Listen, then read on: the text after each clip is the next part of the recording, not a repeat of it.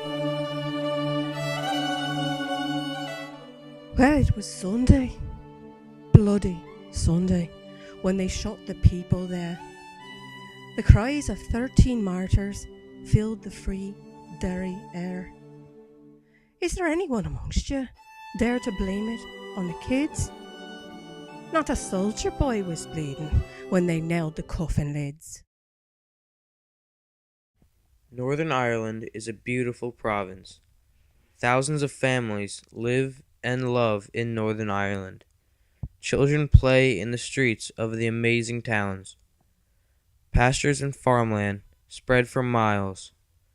Northern Ireland and its people had much to offer before the horrible times known as the Troubles.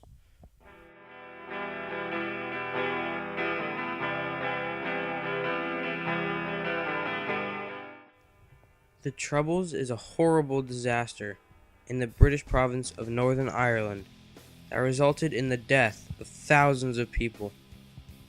All of Ireland was devastated by this tragic event during most of the 20th century. The Troubles ended in a final, peaceful, diplomatic solution. This conflict involves two groups. One is the Protestant Unionist Party that wants Northern Ireland to stay a part of the United Kingdom. The other is the mainly Catholic Nationalist Party that wants Northern Ireland to break away from the United Kingdom and join with the Republic of Ireland.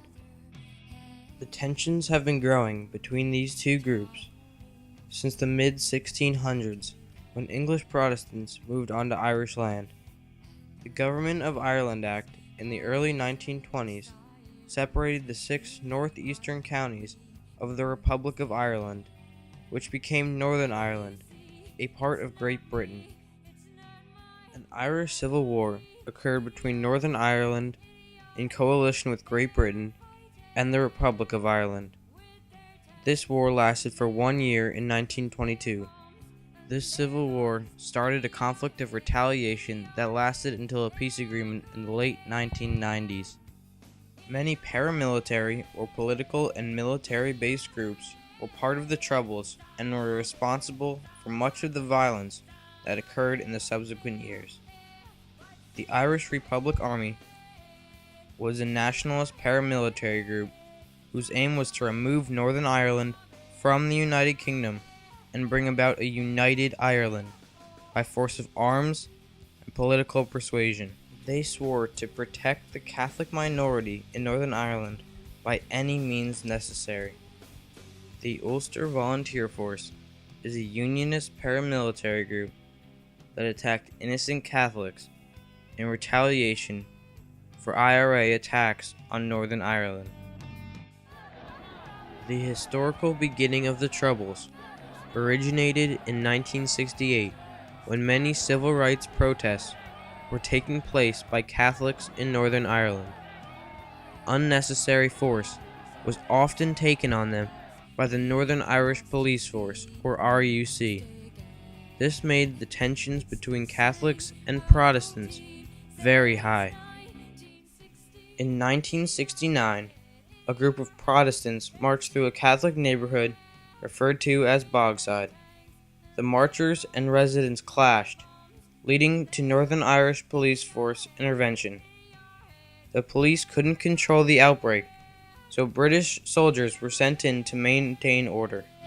In August 1969, when troops were first deployed on the streets of Northern Ireland, everyone thought the operation would last just a few weeks, but it was not to be. The violent clashes between Catholics and Protestants escalated, and the Troubles, as they became known, engulfed Northern Ireland. The Battle of Bogside, as it was known, was the first violent clash between Catholics and Protestants during the Troubles. In 1971, internment of suspected IRA members without a trial was introduced by the Northern Irish government. Over 300 IRA members were immediately interned. Later that year, RUC members extended the internment to include innocent Catholics. A major cause of the Troubles was the Protestant majority discriminating and even killing the Catholic minority in Northern Ireland. The Catholics in Northern Ireland retaliated against the Protestants and the British troops occupying Northern Ireland. Northern Irish communities were split between Catholic and Protestant. Schools were segregated. Some Protestants had never even seen a Catholic. It makes you realize that not only were paramilitaries affected, but everyone in Northern Ireland. On January 30th, 1972, a civil rights group in Derry, Northern Ireland, organized a peaceful march to protest the internment. British soldiers were sent into Derry to stop the protesters. When a group of protesters walked up to the soldiers, the British fired shots into the crowd, killing 14.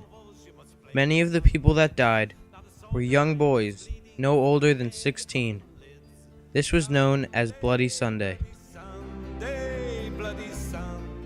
Later that year, on July 21st, 22 IRA bombs went off in Belfast, Northern Ireland, killing 9 people and injuring 130.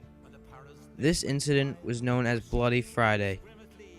In 1972, 496 people had died, making that year the highest death total of the Troubles. The signing of the Anglo-Irish Agreement on November 15, 1985, was the first serious, lasting resolution to the Troubles. Of the two traditions in Northern Ireland, the Unionist, Protestant, orange one, and the Nationalist, Catholic, green one. In November 1995, U.S. Senator George Mitchell was sent to Northern Ireland to give his own outlook on the Troubles.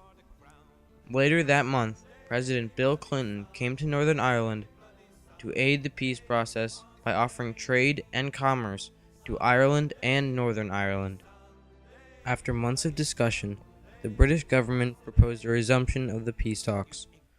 A compromise was reached on Good Friday, 1998. Agreement promising a fundamental change in the political relationship between North and South and between Britain and Ireland. An agreement that unites loyalist and Republican, Unionist and Nationalist, finally emerged after 2 years of talks and decades of violence and bloodshed. The terms of the agreement include: Ireland shall not be one united country without the consent of a majority in Northern Ireland. A multi-party assembly will be elected to govern the community. All people shall have basic human rights, civil rights, and equality. And finally, all paramilitary groups are to be decommissioned.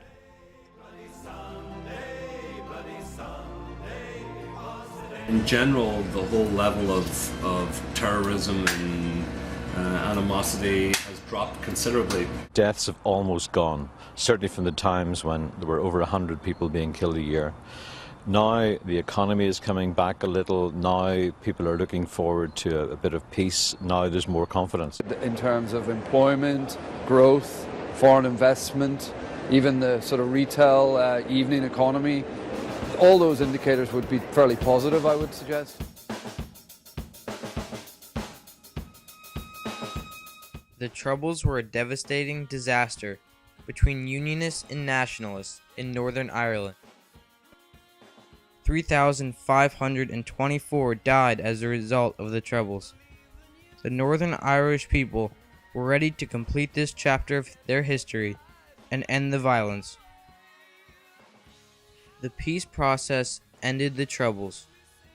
After the Belfast Agreement, Unionists and Nationalists began working towards peace and one united government.